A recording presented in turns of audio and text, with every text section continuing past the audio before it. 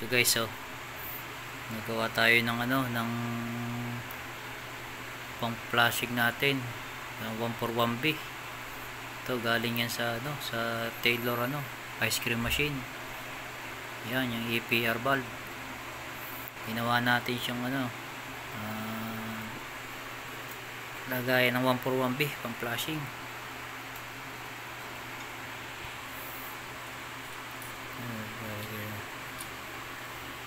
Yan, hininang natin yan. Yan, nilagyan natin ng access valve sa pinaka ilalim.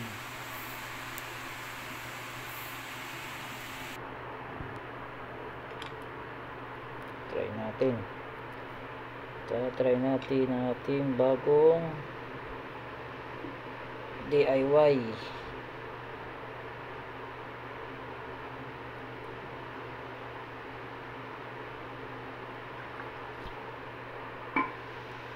Cover natin.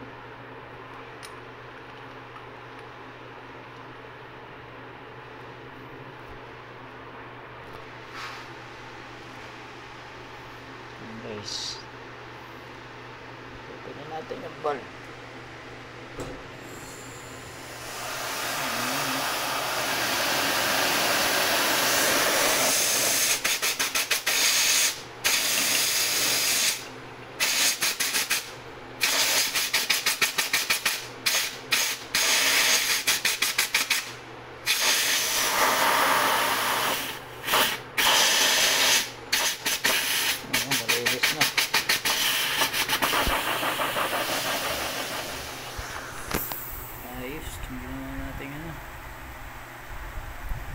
DIY 141B flashing.